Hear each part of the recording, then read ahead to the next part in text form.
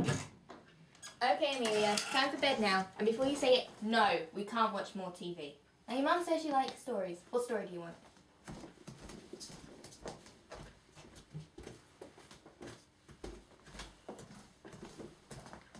Celtic Fairytales? Wow, I had this when I was your age.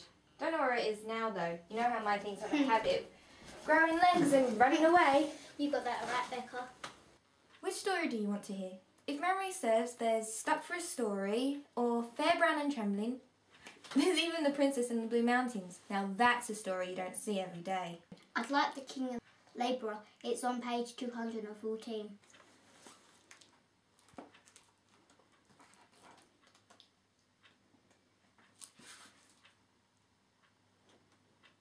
Whoa, Amelia, do you have this book committed to memory or something? Not really. I just like the book a lot. Fair enough. Let's get started, shall we? We shall. Okay, here we go. One day, not too long ago, a king had chosen to tour his kingdom so he may check on his people. After his long day, the king was making his way back towards the palace when he came upon a labourer digging a drain away from his home. Scratching his chin in thought, the king slowly walked towards the labourer.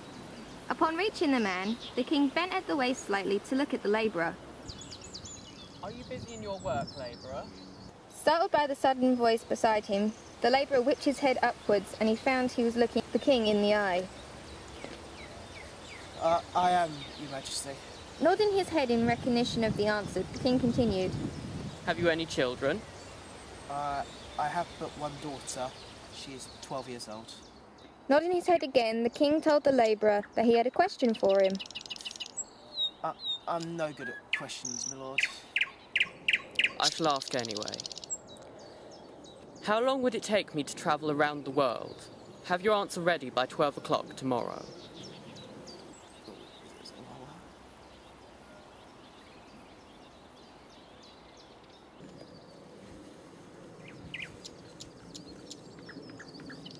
I always thought it was mean of the king to subtly ask a question like that. Oh yeah? I can see where you're going with that, but think of it this way. If the king had never asked that question, there'd never be a story, would there? I guess you're right. Of course I am. I'm the eldest here. Okay, let's continue. Several hours had passed since the king had left, and the labourer still had not come up with an answer to the question. When he finally reached his home, the labourer had told his young daughter about the king's question. Her reply was, Easy. If the king sits on the sun or moon, it will take him 24 hours. The king was impressed with the labourer's answer, for he didn't believe that the labourer would think of one. However, the labourer felt sad that he had not thought of the answer himself. I must admit that it was not I, but my humble daughter, that thought of the answer, my lord. At hearing this news, the king chose to give the labourer yet another question. What is the distance between the earth and the sky? Once again, the king gave the labourer until 12 o'clock the next day to come up with an answer. And again, the labourer couldn't find an answer, so he asked his daughter, who instructed him on what to do the following day. Take 2 pins and wait for the king. When he asks you what you are doing, tell him that you will measure the distance from the earth to the sky. But he must buy you a long enough line so you can make the measurement. When the king arrived the next day, the labourer did as his daughter had suggested. And once again, the king was quite impressed with the answer. A good answer, but you did not think of it. I must admit, once again, Your Majesty, that it was not I, but my daughter, that thought of the given answer. I am most impressed with your daughter. She must come work at my palace. If you allow it, I shall be a good friend to you.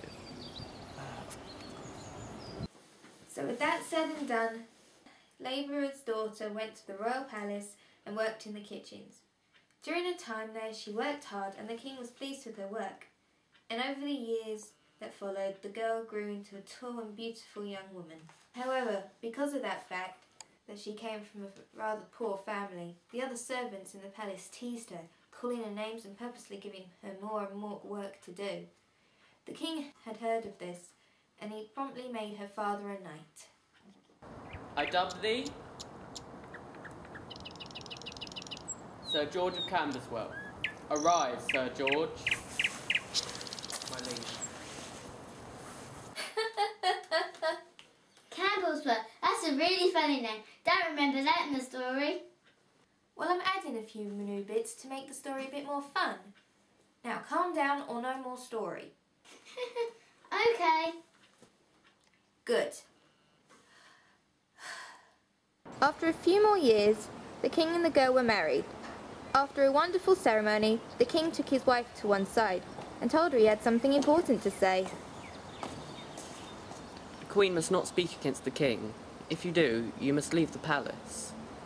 It would not be right for me to disagree with you, but if I must go, please grant me 3 armfuls of what I choose. I agree to that. The king and queen embraced before turning around to return to the reception. Very soon after that, they had a son, which made them even happier. The labourer was delighted with the news. However, he still could not believe his luck in being made a knight. One day, 2 tenants of the king's came to him to complain. Of course they did.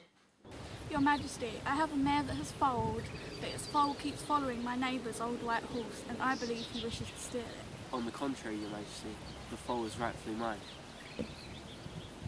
This is how to solve the question. Take the 2 horses and the foal and lead them to a gap in the wall. Lead out each horse, and whichever it follows, her owner shall have the foal. The king's orders were carried out to the letter, and the foal followed the old white horse, so the other tenant gained ownership of it. The queen had heard what had happened, and went to see the wronged tenant.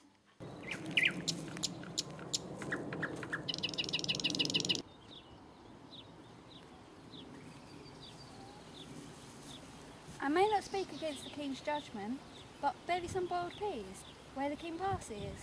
And if he asks you if you think they will grow, say...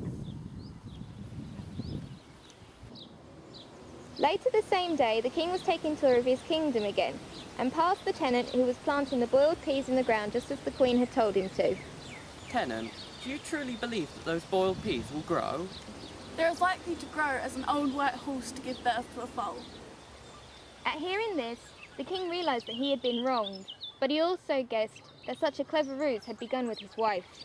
I can assume that my wife instructed you to do what you have just done, can I not? Indeed, Your Majesty. At hearing his suspicions confirmed, the king rushed back to the palace and ordered his wife to him.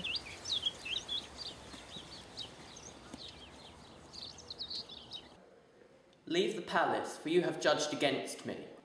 It is true, I must go. However, grant me the 3 armfuls that I asked for. The king was angry with her, but he knew there was no going back on his word. So he indicated that she should take what she wanted. The king didn't realise that because of those words, he was about to get a shock. This is the part where she carries him, right? You know, Amelia, I'm really beginning to think I don't have to read this. You seem to know the story well enough to read it by yourself. Yes, but I like it when other people tell me the story. I can see where you're going with that. Alright, I'll keep reading it. But no more interruptions, agreed? Agreed. Okay then. Now, where were we? Ah, here we go. The king didn't realise that because of those words, he was about to get a shock. The queen had walked straight up to him, picked him up, and taken him outside.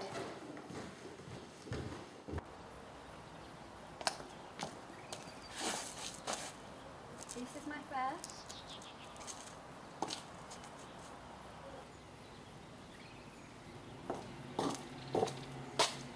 And that is my second.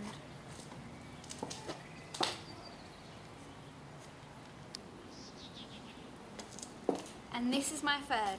I'm happy to leave now, as long as these go with me. The king was in such shock after seeing what she wanted to take that he was completely silent and still for a long time. When he finally came to his senses, he realised that there was no parting with a woman of such wit, and promptly started begging his wife for forgiveness. Oh, dearest of women, please stay with me. And with that, they all went back to the palace, and the king ordered the fowl should be returned to its rightful owner. Come on, Amelia, we both know this part. And they all lived happily ever after. How was that, Amelia?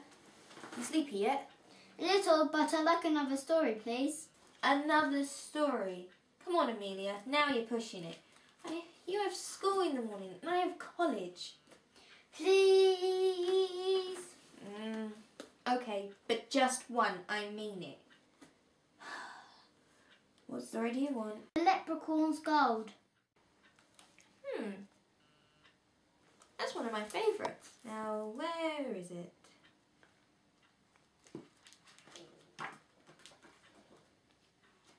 Ah, here it is. It was Lady Day, and everyone who had worked on the festival had a holiday. Tom Fitzpatrick decided to go for a walk across the fields.